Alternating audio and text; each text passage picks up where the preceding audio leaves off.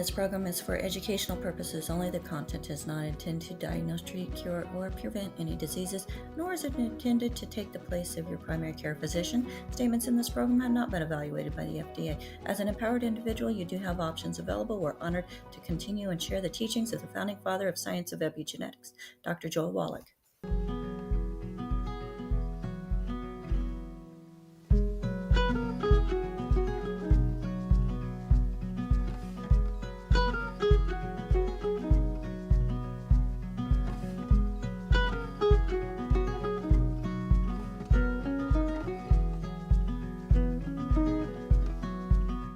Going live. Hello. Let's let everybody in from the waiting room. We apologize as we are having a little bit of technical difficulties, but hey, we are exercising our brain today, folks. My name is Becca Dukes. Welcome to Daily with Doc and Becca, where we provide empowering information to help you find what it takes to reach your optimal best. And I'm super excited today as we have a brand new guest on with us. She is a well-respected speaker and educator with an extensive background in applied neuroscience. Jill Hewlett. She is the brain fitness expert. She is an author. She is recognized speaker. She's also a wellness authority and creator of the Brain Fitness Trainer program. And I'm excited to have her on with us as she is going to be going through and really helping us find brain building strategies to help us in all different areas of life. So without further ado, help me welcome to the screen, Jill Hewlett. Hello, Jill. Thank you so much for your patience and for being part of the Daily with Doc family. It's fantastic to be here with you, Rebecca and team and Longevity family. I've been looking forward to this chat with you. Well, I know yesterday when we were chatting and talking about what we were going to talk about, I was super excited because this is like a piece that we don't touch on here on Daily with Doc. And there is so much to our health and how our health is affected when it comes to emotions and our thoughts and our, things going on in our brain. So tell us, what is brain fitness? Let's start from the top.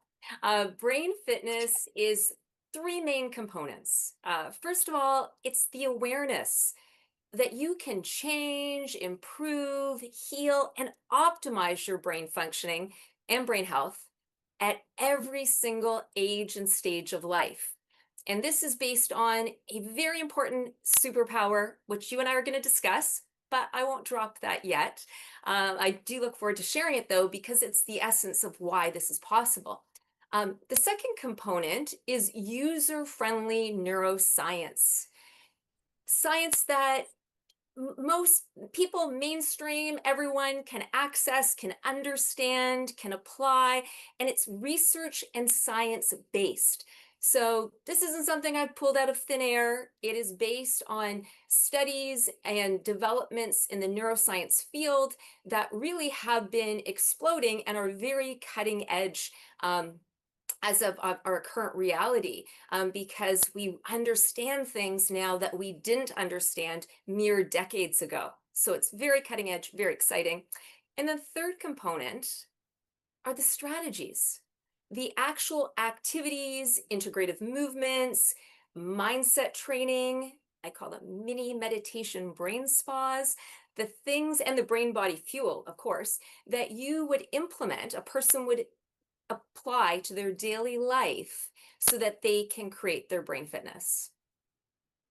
Okay, so you used two terms there that don't usually go together. Neuroscience, user-friendly.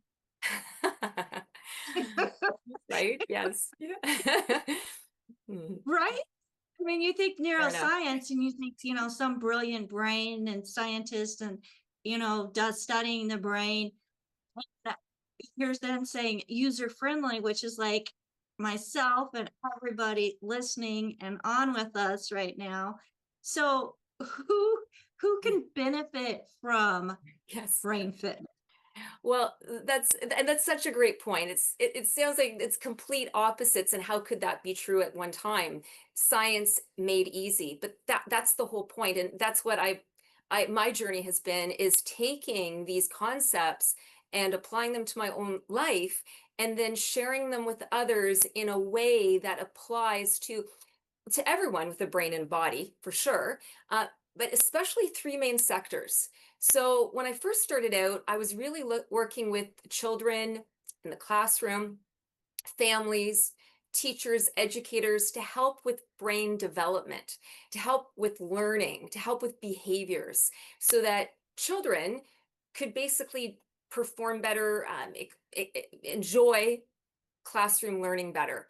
And that that's very relevant. I mean, the growing and developing brain is so precious and so important. And so it was very key to make sure that the information was accessible, was digestible for the parents, for the teachers, and for the students themselves. So it was really about paring it down to the basics, and how you can make neuroscience so simple and accessible is explaining how that shows up in your life. For example, to improve focus, to improve concentration, to help with reading, writing, math computation, comprehension, attitude, behavior, creativity, all those key things. That's basically how it shows up in our life in those areas. As I was working in that sector, I started to have adults say to me, "Hey, I like you to come in and do a lunch and learn for our workplace, because these same issues that you're touching upon in the classroom also take place in the adult workplace. We need to focus better. We need to concentrate better. We need to make better decisions. We need to know how to problem solve better and be more creative and innovative." And so I started to gradually work into the corporate sector. And a big part of that, of course, is stress management, and it's also proficiency and productivity. So all the underlying brain wiring that occurs in childhood is the same that's occurring in adulthood. We just apply it in different ways and in different environments. And we may not be graded on it every day like we are in the classroom, but our life is our experience, and we can tell, the results we're getting. And of course, professionally, people typically want to excel. They want to do better. So that became a main focus for me.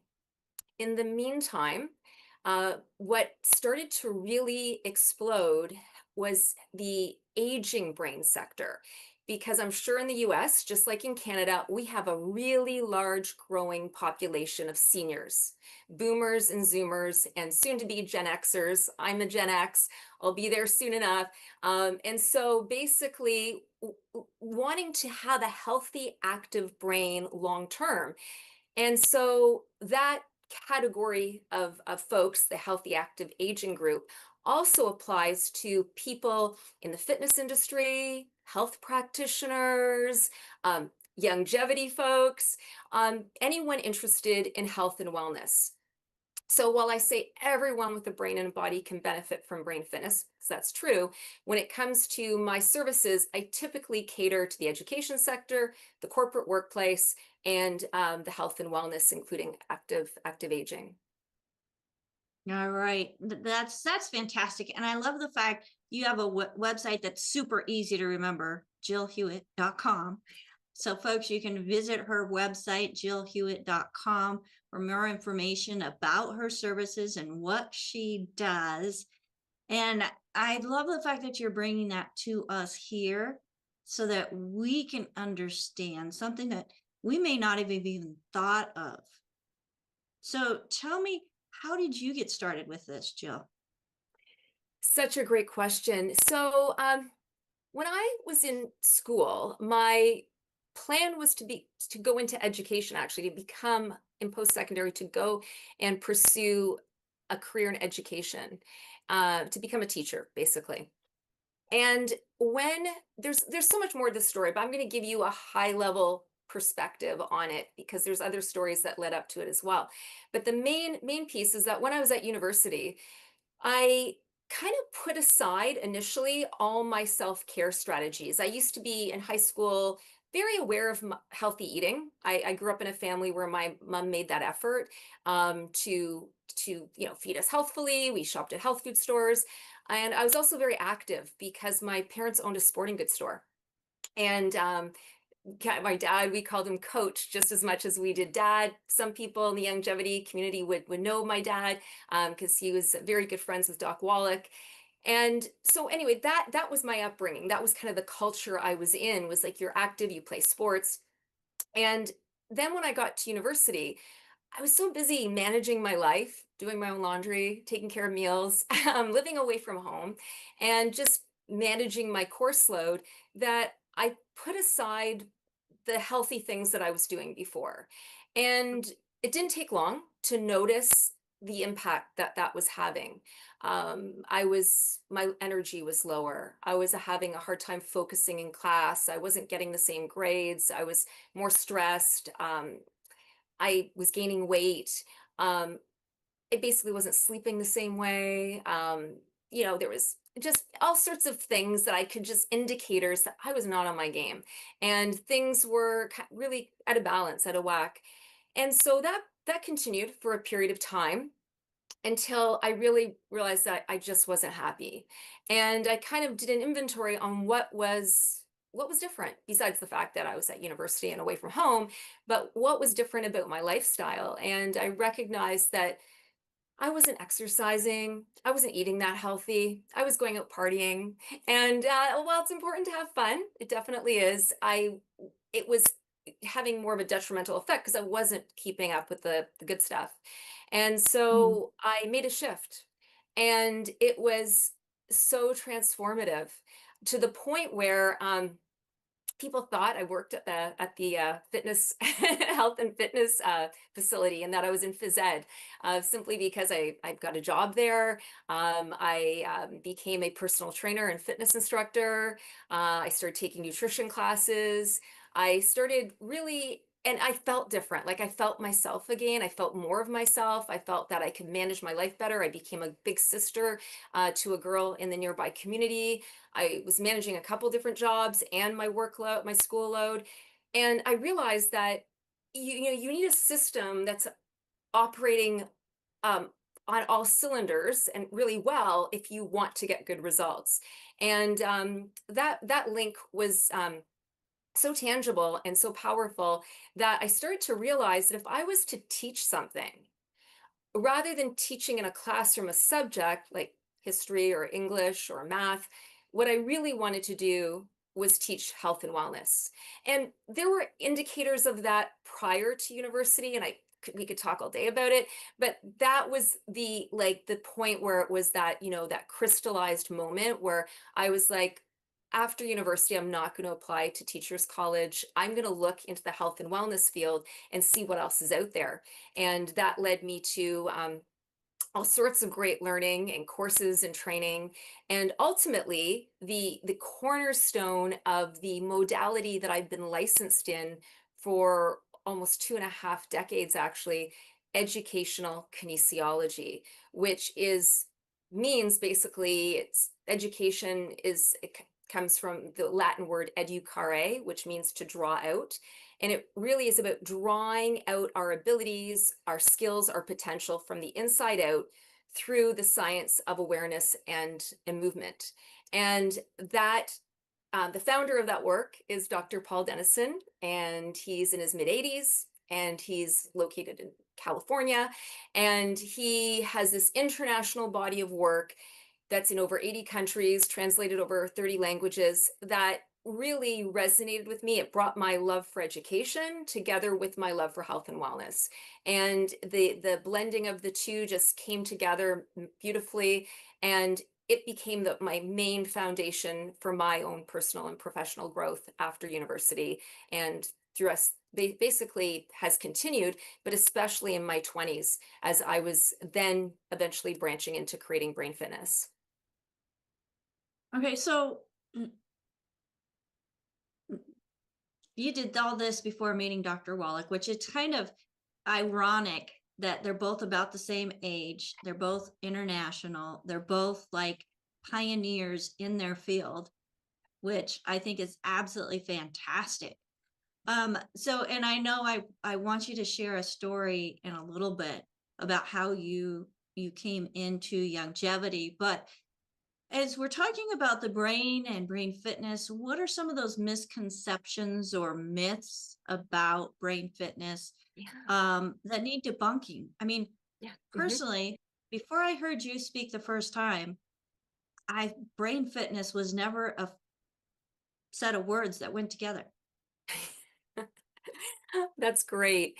Yes, I look forward to sharing that story of how longevity became part of my journey as well, both again personally and professionally.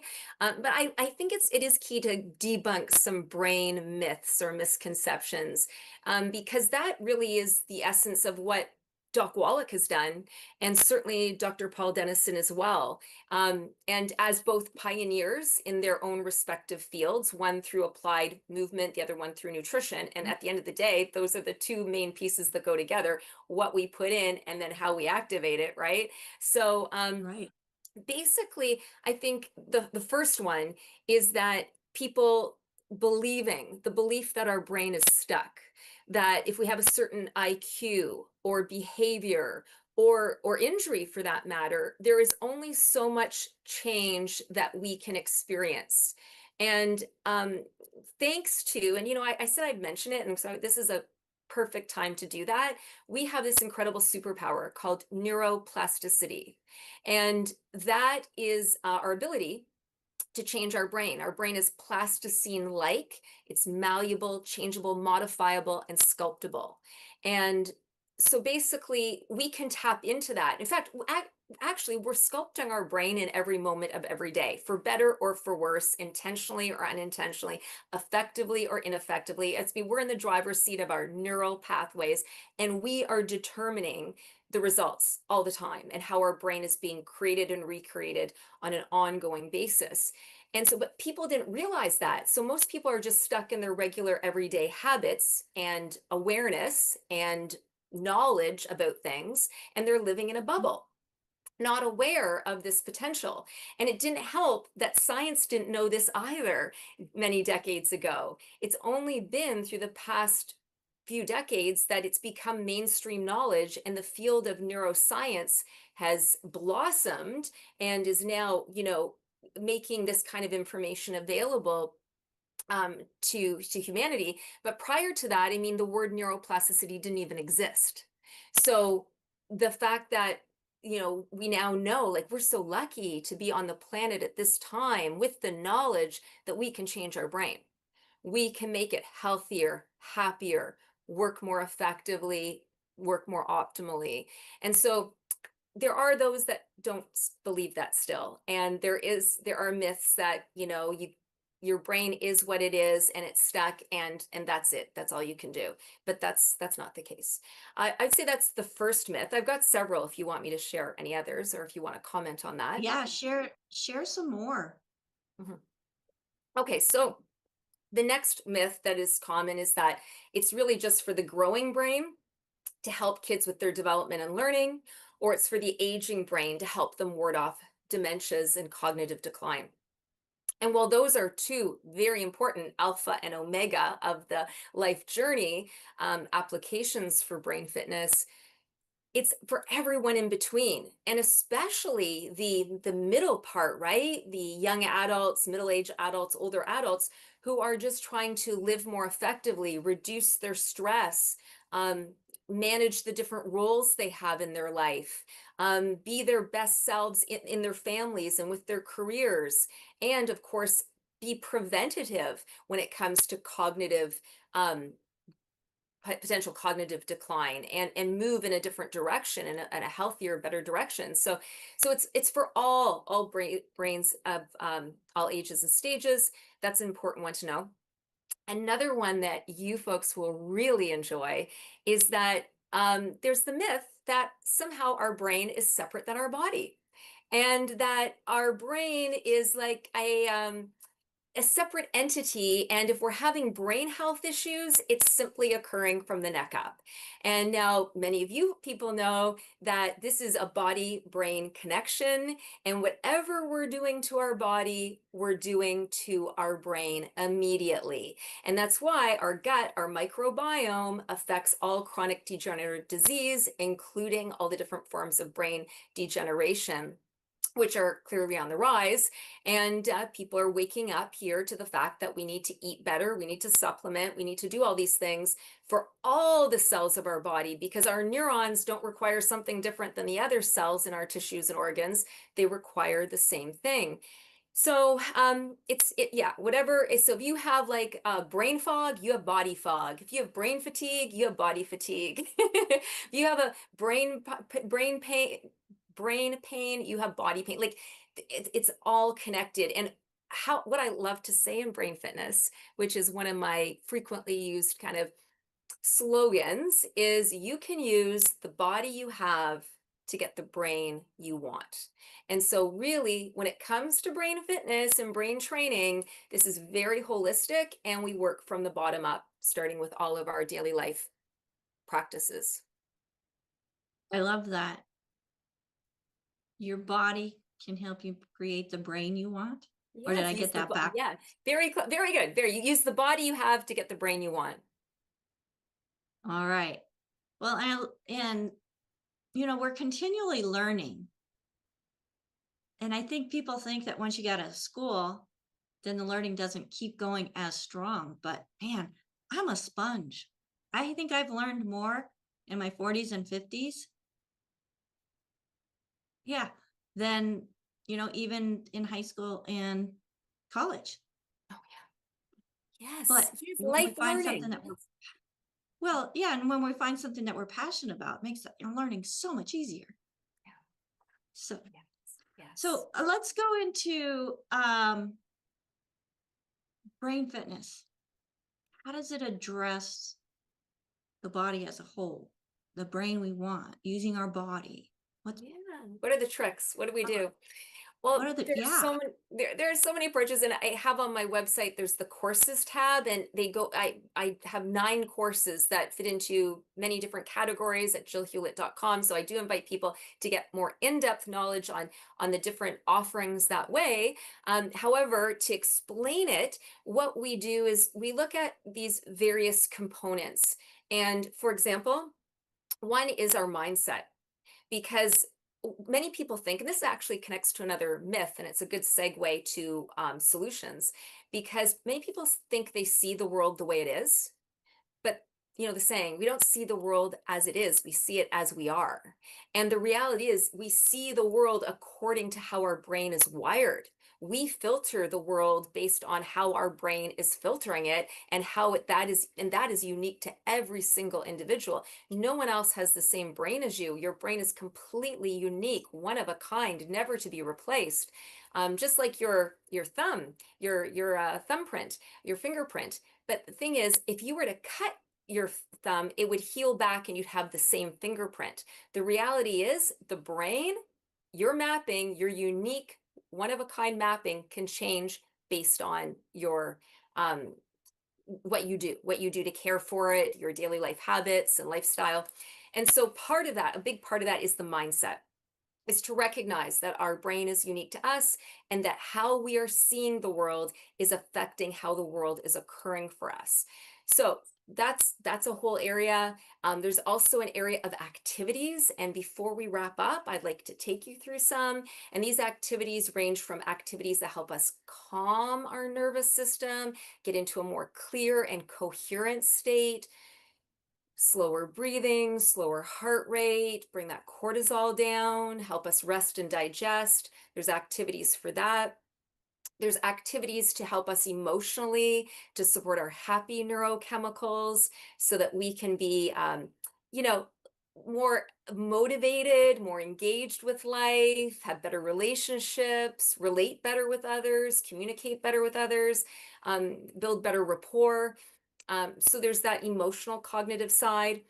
And then there's also accessing our executive functions, our ability to focus better, think more clearly, make better decisions, um, understand things more easily, more quickly, be more creative and innovative, problem solve better, self-manage better, all those higher order executive functions. And to support that, we actually use something called integrative movement. They're little movements that can be done right at a desk. They take 30 seconds to a minute. I often refer to different ones as neurobics, aerobics for your brain, or sensor sizes, activities that activate your sensory system. It's very interactive. People can do them on their own. They can do them in partners, with groups. We can do it online or in person. And I usually, pretty much most of the time, we do a before and after check-in. So we benchmark what is our initial feeling, what's our kind of emotional, mental, physical thermostat like. Then we do the activities, and then after we see the change. That's very empowering in the moment for someone to see that they can make a change, and even a little change can have a big impact, can set a person in off on a whole new direction and to have a whole new quality of experience or day. And also it shows them that they do have a say in how their brain's functioning. So if they notice that they're more relaxed, or they notice that all of a sudden the thing they were worrying about, they're not worrying about anymore, or that thing that they kept cycling through because they couldn't come up with a solution, all of a sudden they know how they're going to handle it. Wow, isn't that amazing?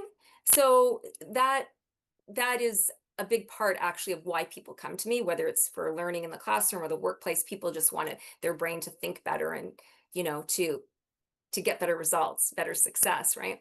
And then last but not least is the brain body fuel side. And that is where longevity comes in. And well, actually, and hydration, just carrying a water bottle around, keeping hydrated. And of course, giving yourself the proper fuel, the good food in, get rid of the bad food, and then supplement properly. Okay, so tell me, stress. Oh my goodness. We just got through the holidays. And I know over the last 5 years, there's been added stress that we didn't have as much as we did before. How does stress impact the brain, and what are some of the symptoms that we need to be watching out for? Yeah, absolutely. Stress is an issue. So there's three types of stress. There's acute stress that comes and go. It's not cute stress, as in looking pretty cute. It's acute, ACUTE. And this acute stress is stress that comes and goes, and our system is designed to manage it. But what happens is acute stress starts to build up, and it becomes what's called episodic stress. Episodic stress is more frequent occurrences of stress. And it's a red flag, because it's like, hey, something's going on here that you need to resolve. You need to set some boundaries. You need to move in a new direction. You need to take some stuff off your plate, or whatever, get more sleep or eat better, whatever it is. These are missives to make a correction. And if we don't, then it turns into chronic stress, which is the stress that just sticks around, it hovers, it doesn't leave anytime soon, and it wreaks havoc. It just has such a negative impact on our brain and body. For example, it will cause brain cells to die off. And in brain fitness, we want to create more. We want to create more neurons and neural pathways. We want to create a more lush and vibrant and thick brain density. That's called synaptic reserve, actually, for those who are interested. And so we want to create that lushness and that thickness, not have it dissolve and wither away, and weaken. It also causes us to not be able to access our executive functions, our higher order thinking. So rather than reasoning and responding to life, we react from a survival standpoint, right? And in that state, our options are limited, right? Like, it's like, I just want to get across the street safely. There really is no win-win solution. There's no like resourcefulness. There's no like, hey, there's multiple ways we can approach this. Let's discuss. Let's figure out the best choice. Like it's just, one and done, let's get to safety. So in the moment, that's fine. But there are many people who are stuck in chronic stress that don't realize it, and it's ongoing. It's like, they're living in that cycle and in that space repetitively. And so the thing is to notice when we're in it. Some people have adjusted to being in stress and don't even realize it because they've kind of in a way grown accustomed to it. So I take people through regular practices of noticing, and we could just do a practice right now if you wanted. And I say, do this regularly throughout your day, and you will start to become more in tuned with your system, and you'll start to notice things like tension you didn't know you were holding, like even a tight jaw. Some people grind their teeth at night. That's actually very common. Some people actually can't fall asleep because they're so wound up and they're tossing and turning trying to fall asleep. But what that is that stress, right? They're wound up. A lot of people are not digesting their food properly, so their cells are not getting the nutrition it needs, the body cells and brain cells, because of inflammation, the inflammation that is caused because of stress. And so we're not getting access the same way to the nutrition that we should be through our eating and supplements. I could go on and on, but you get the gist here. So how do we notice? Well, it's a practice.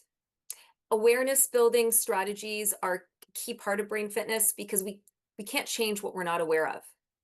And Becca, Right. what's even more cool is the moment we become aware of something, simply the act of awareness changes our brain.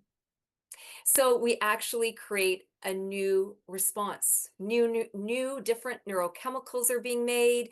New brain communication is happening just by becoming aware. Can you imagine that? Like, just, you don't even have to change your unhealthy habit yet. You just have to become aware of it.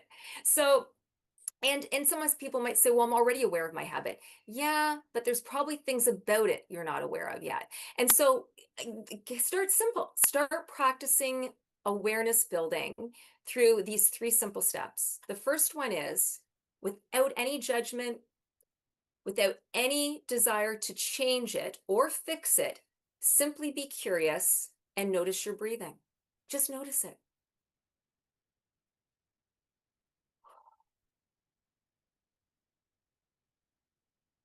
Without trying to implement a breathing strategy, which I have many, and I know Ben Fuchs talks about slow, deep diaphragmatic breathing, very important, but without even implementing that, just being curious and focusing on your breath, you're building your awareness, and likely your breathing will start to change simply because you're paying attention. And now another one is to notice your posture, because we hold a lot of tension in how we stand, how we sit at our desk, how we interact with people, and how we walk, how we talk. So just check in. How am I standing? Am I slouching? Am I up tall? Is my chest open? Is my jaw and face relaxed? Am I clenching my hands? Are they open and loose?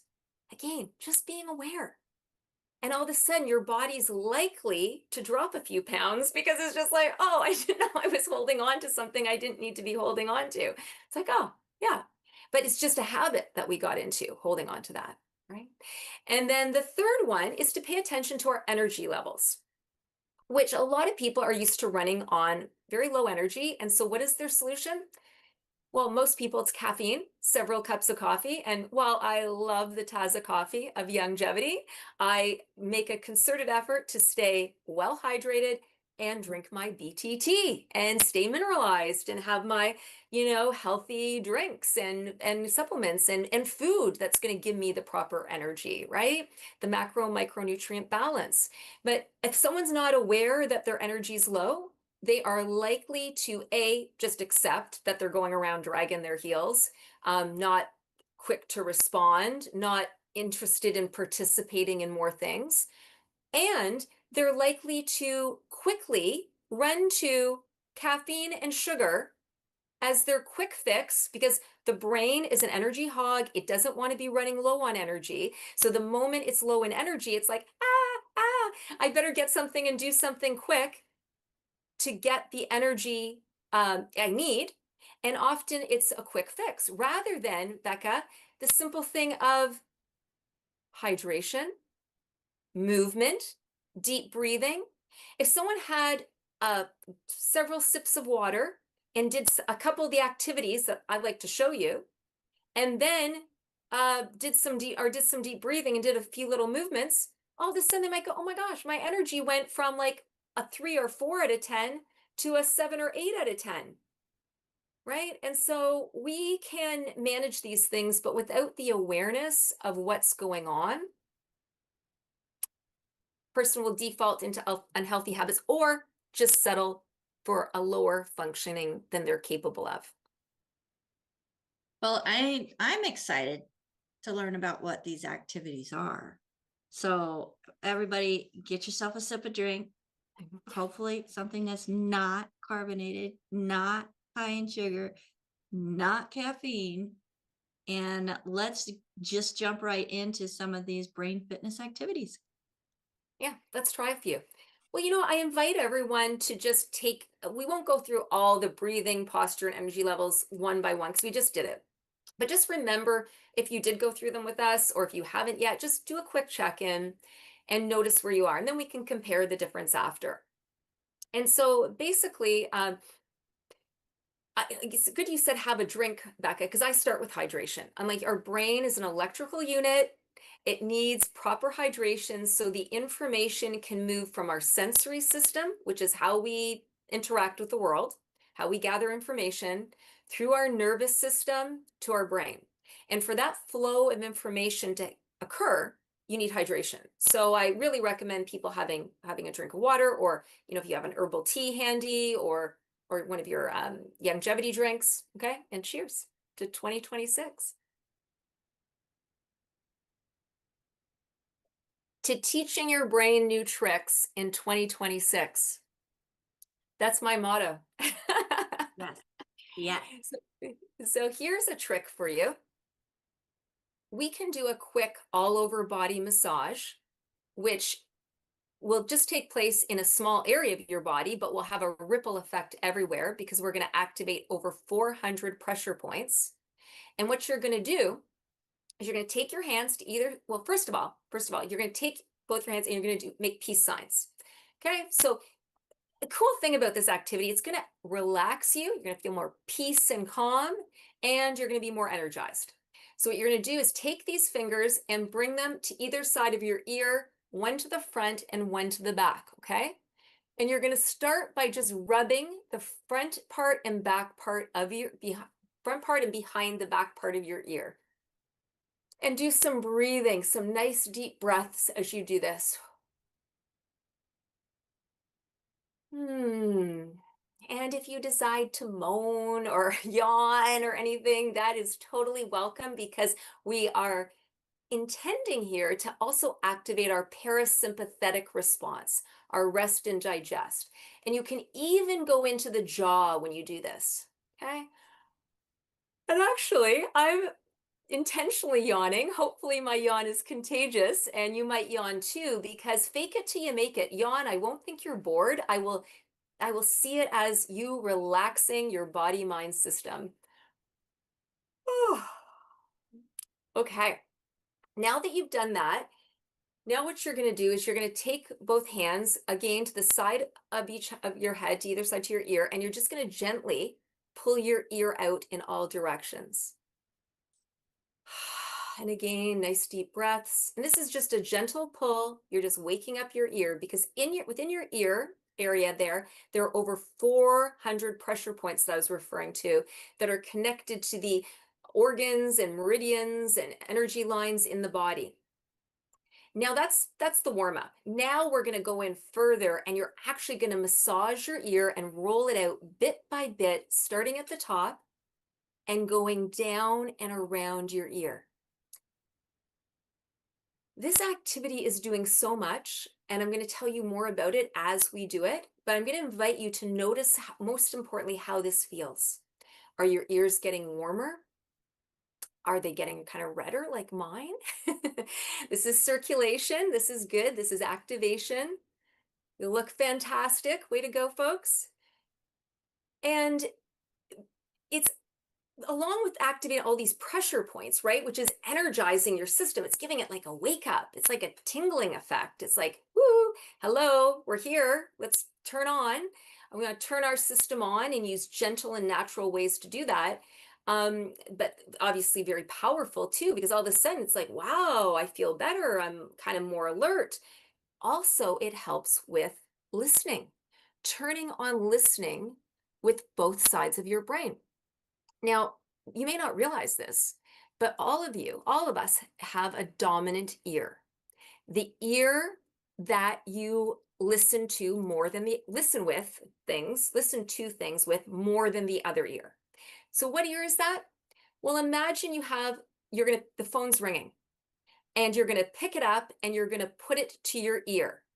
This isn't a speakerphone call. This isn't an earbud call. This is a to your ear call. Let's take it and let's put it up to our ear. Now, if you put it to your left ear, that means you primarily listen with your right brain hemisphere. That is your lead. You listen to things, you listen to the emotion, you listen for the tone, you listen for the texture, you look for the big picture. Now, if you listen with your right ear, you are a left brain listener. Now, take this with a grain of salt because there's so much more to brain organizing profiles, but there is something in this very valuable for you to understand and to kind of get the gist. And many of you might be going, oh my God, that's so true. That's me. So if you've got your right ear that you put the phone to, you're a left brain lead when it comes to listening. And that means you look more for the black and white, the logic, the points. What's the main point? Get to the point, get to the point.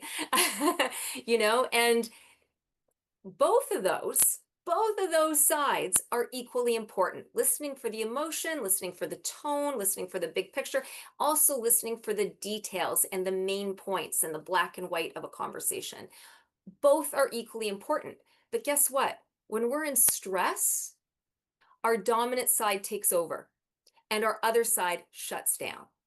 So in an activity like this, where we're activating both sides at the same time, we're saying to both of our ears, it's safe to listen. It's important to listen. You're both needed. Come on to the playing field. Let's work together. So now when you do an activity like this, you're a better listener. Well, how good is that for all your relationships, your clients, customers, listening to yourself for that matter? All of that is augmented and improved when we do this type of activity. So rubbing the ears top to bottom, notice how that feels, and recognize that when you do this, you should feel more calm and energized. Not so calm that you'd fall asleep, but calm as in, I'm not rushed, I'm not stressed. I can interact and respond in a meaningful way. And then you have the energy to actually do it. And both brain hemispheres are going to be activated. And so you'll be listening with what we call your whole brain. So water and ears. There you go. What are your thoughts, Becca? Well, that's so interesting because, when I initially pick up the phone, it goes to my right ear, but then it goes to the left ear when I have to write notes. That is so cool. And probably So because are you right-handed too? I am right-handed. And you're probably taking more specific information because not everyone can do that. Not everyone would switch over for their hand because they might actually, especially if they're stressed, they might get more confused more easily. Because when our whole brain is on and we're relaxed, you can use both sides very effectively. But the issue really comes down to is when we're stressed. Our dominant side takes over, our weaker side is not on. And like you said, depending on the circumstances, what the type of conversation is, we actually can have adaptability to tune in, dial in one side more than the other. But the main issue that we're overcoming here is when we get stuck in a limited way of operating and functioning, and we're always seeing the world and experiencing life in a much more limited ability than we actually have. And it's simply because we're not activating our brain wiring or using our brain effectively. It's like the half empty, half full. I like right? that. Yeah, it affects our mindset. It really does. Whether we see opportunities or we see problems, whether we see, like you said, the cup half full or the cup half empty. Wow, that's fantastic. And so even if you're a half empty kind of person, you can change, right? Absolutely. You can change it. You know what? Like, I'll show you one more activity. I think like another one here before and maybe I share a little bit about the story about how our family got into longevity, because that's an important part of this whole journey, personal and professional journey for all of us. But before we do that, I'll say one more thing, in that that's a nice calming, energizing activity that can be done right at your desk. But another thing that's really so important that can also be done at the desk, but I recommend getting a little break from your desk and maybe even doing this outside, is going for a walk, because walking grows the learning and memory center of our brain. It's known to change mood and attitude. There's a saying, take a pill or walk a hill. So, its choice is yours. And walking has such a powerful effect on our neuroplasticity and activating BDNF, brain-derived neurotrophic factor, which is a healthy protein for brain building. It's like a miracle fertilizer for the brain. And so going out and getting aerobic exercise or dancing or doing yoga and any kind of exercise for that matter is so great. But you might not have time for that. You might only have time for a 5-10 minute walk. Okay, go do that then. And if you don't even have time for a 5 or 10 minute walk, then right here at the desk, we can all go for a 1 minute walk together. And it's as simple as, we're going to do it seated. And then for those who want to, you can do it standing up. But what you're going to do is take one hand and bring it across your body and touch your opposite leg. And then go to the other side. And as you're doing this, keep breathing. Take a break from looking at the screen as you cross over and notice something else in the space you're in. Giving your eyes a visual break from looking straight ahead. You're activating the cerebral spinal fluid that moves up and down your spine, because when we sit too long, it stagnates. So you're nourishing your body and brain properly when you get moving.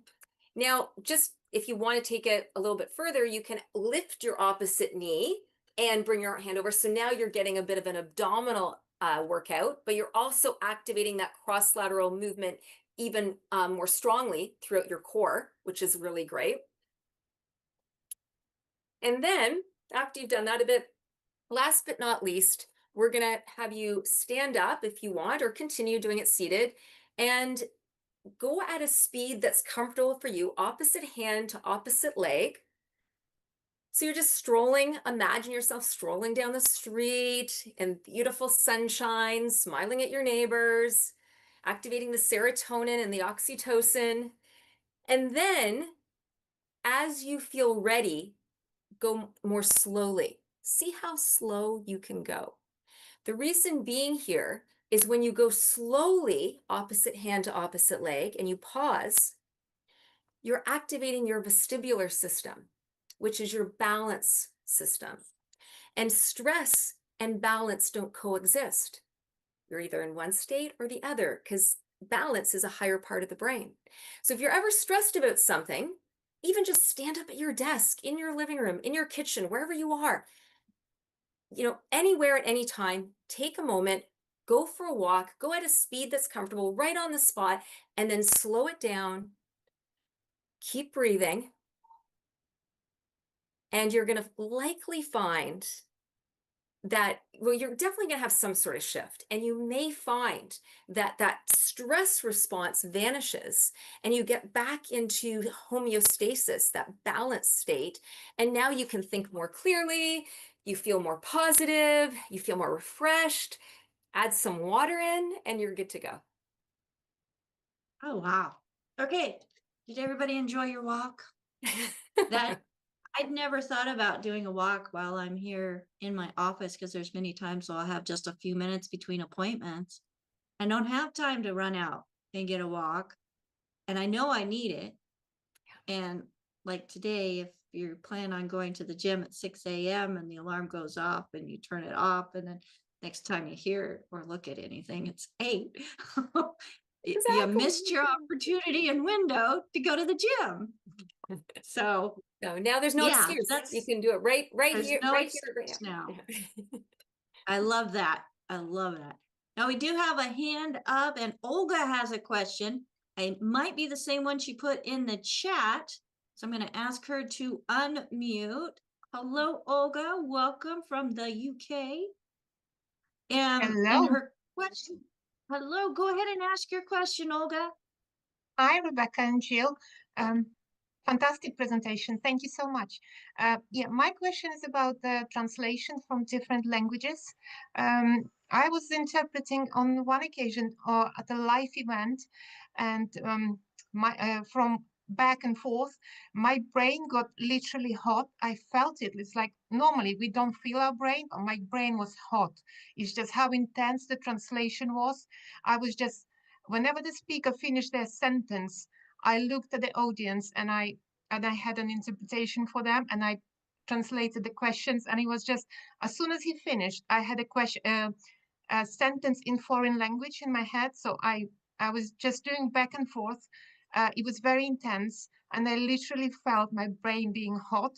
So I'm just wondering what was going on and what hemisphere was involved and what was going on.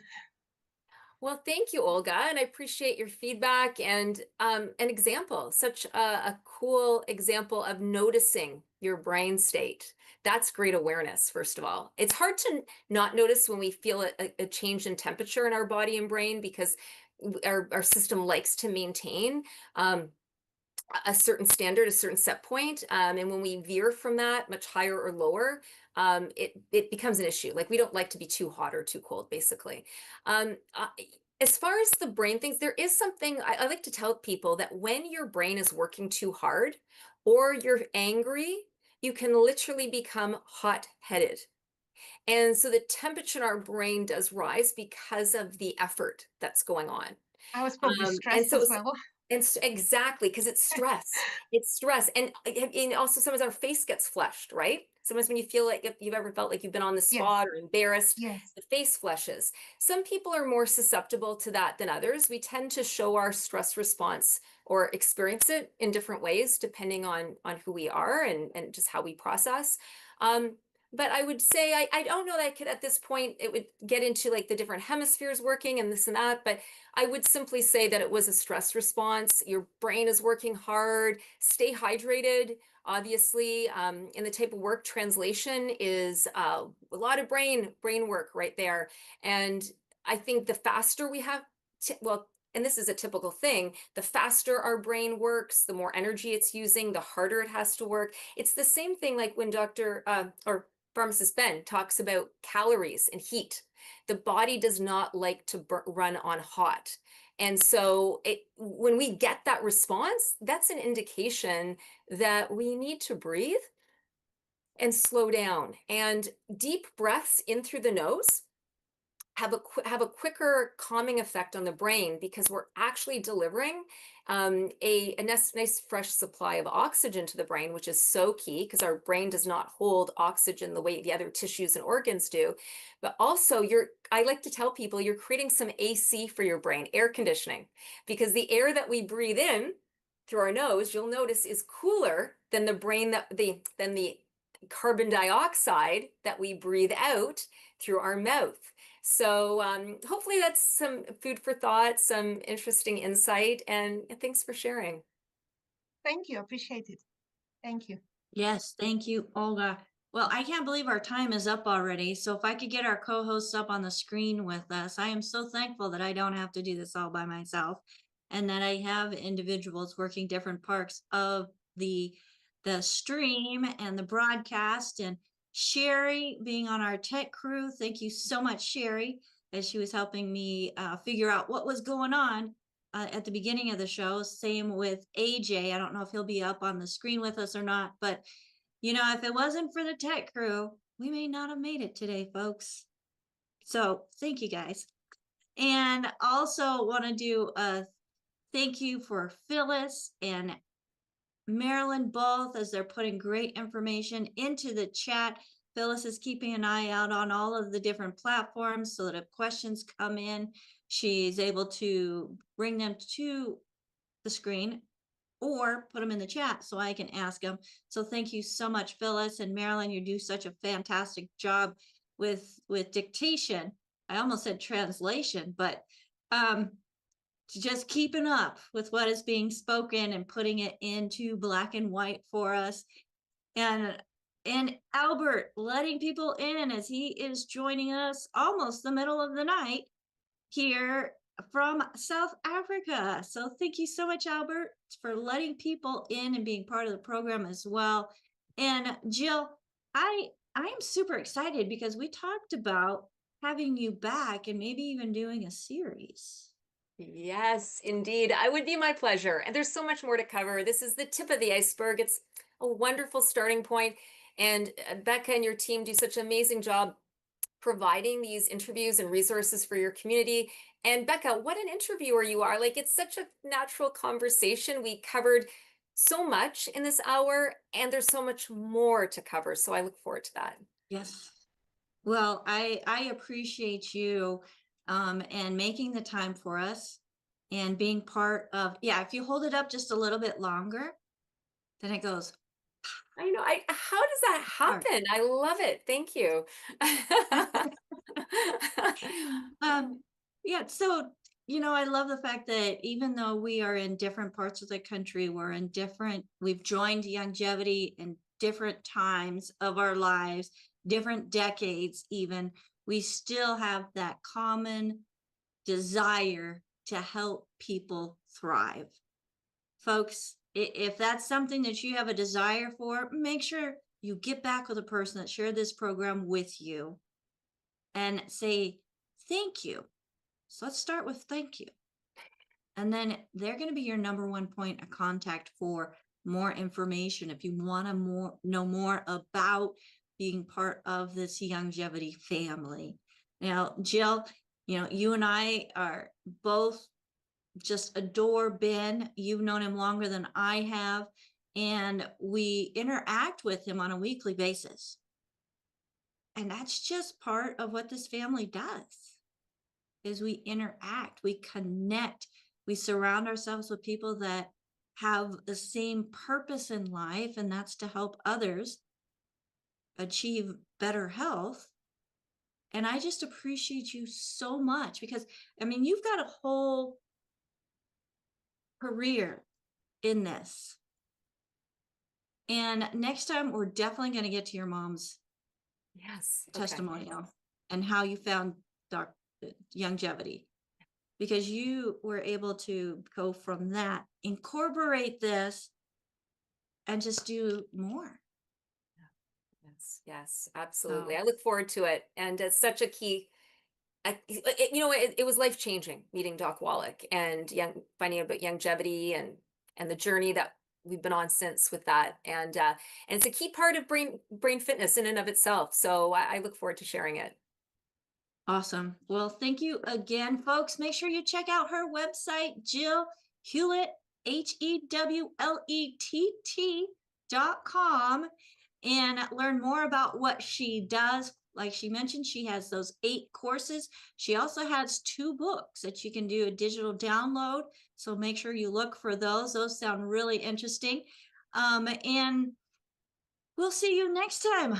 And make sure, folks, you got to make sure that you go to our website, dailywithdoc.com, sign up for our email list so that you get those notifications as to who's going to be on the program the morning of the day of the program.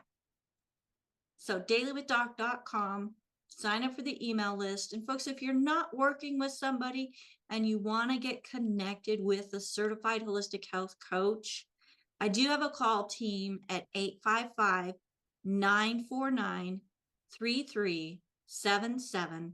Or if you have questions at dailywithdoc.com. So folks, have a fantastic day. Happy New Year, Jill. Thank you for joining us here on Daily with Doc and Becca. Such a pleasure. Thank you all.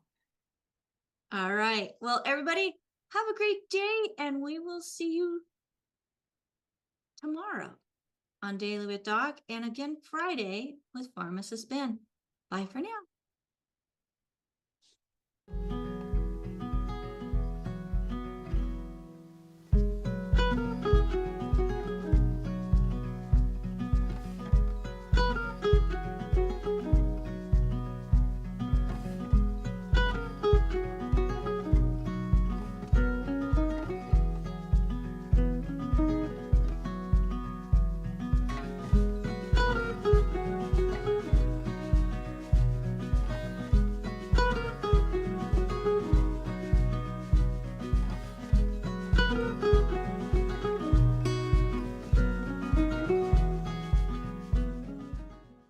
This program is for educational purposes only. The content is not intended to diagnose, treat, cure, or prevent any diseases, nor is it intended to take the place of your primary care physician. Statements in this program have not been evaluated by the FDA. As an empowered individual, you do have options available. We're honored to continue and share the teachings of the founding father of science of epigenetics, Dr. Joel Wallach.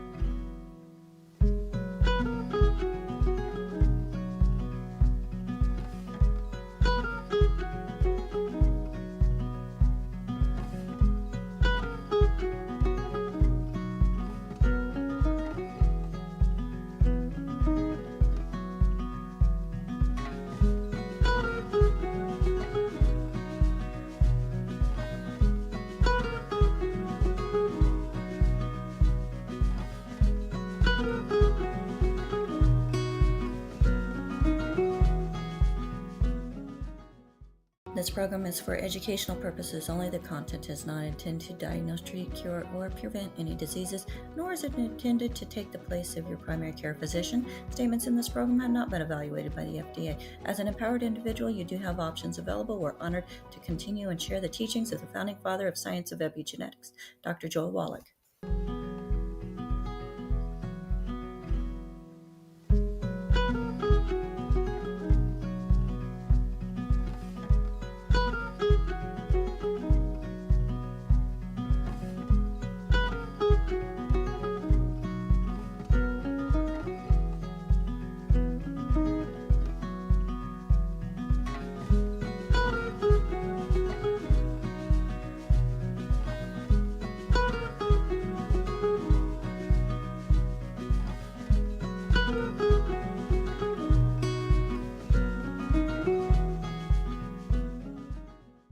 This program is for educational purposes only. The content is not intended to diagnose, treat, cure, or prevent any diseases, nor is it intended to take the place of your primary care physician. Statements in this program have not been evaluated by the FDA. As an empowered individual, you do have options available. We're honored to continue and share the teachings of the founding father of science of epigenetics, Dr. Joel Wallach.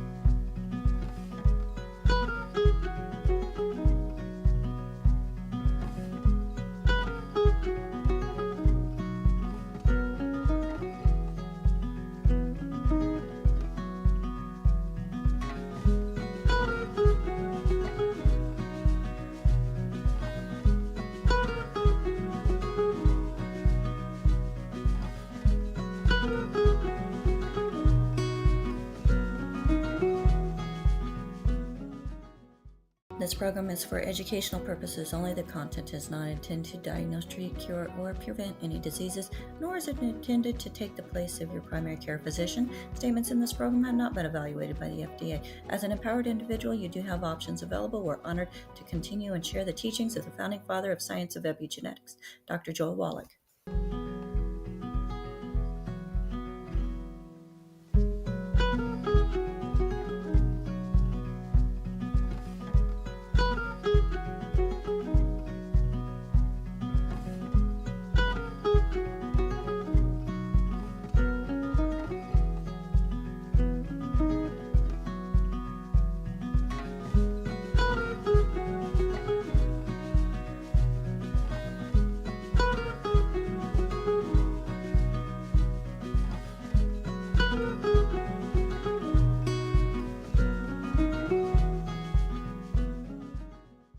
This program is for educational purposes only. The content is not intended to diagnose, treat,